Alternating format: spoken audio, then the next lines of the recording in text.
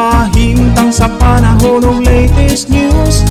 Dialon sa itong linya ang Pag-asa Mactan, pinagi ni Sir Manny Jan Agbay. Sir Manny, Happy New Year! Yes, Happy New Year, Sad.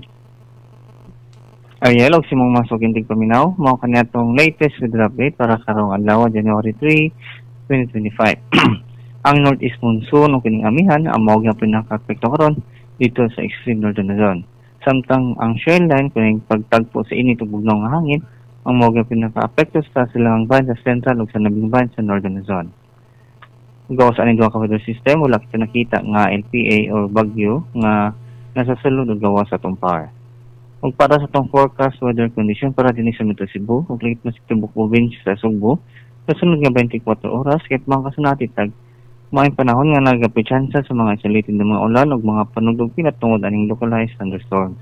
Ug para sa kaimtang sa hangin sa itong karagatan, ang Timbuk Province sa Sugbo kay makasunati og hinay nga to sa kasarangan nga hangin na nagagikan sa silangan nga to sa amihan ng silangan di nang palud sa itong karagatan, nagpabiling malinaw nga to sa kasarangan ang mga pagbulod. Kini sa Sugbo atong dagat muhunas unyong alas 7:53 sa buntag ug motaog kini unyong alas 2:20 sa udto. Temperatura dinhi sa Sugbo karong adlaw 26 ngadto sa 31 degrees sentigrado. Itong sunrise karong alas 6:02 sa buntag ug atong sunset unyong alas 5:35 sa hapon. Ang atong Philippine Standard Time alas 5:34 na sa kabuntagon. Ug mao lang kanatong latest weather update gikan diri sa Batanes Pag-asa. Ini si Manager Nagbay. Ang buntag ug Happy New Year. Salamat, Sir Manny. Happy New Year sa Pag-asa Mactan. Okay, sir. Good morning.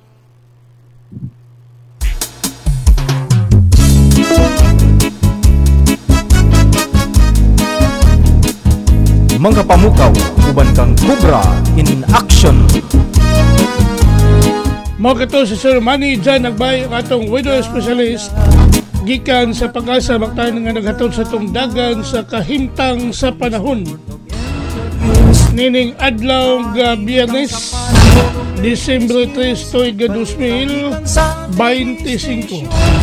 Salamat sa Pag-asa Mactan o mayong buntag kanatong tanan. Sa kabuntagon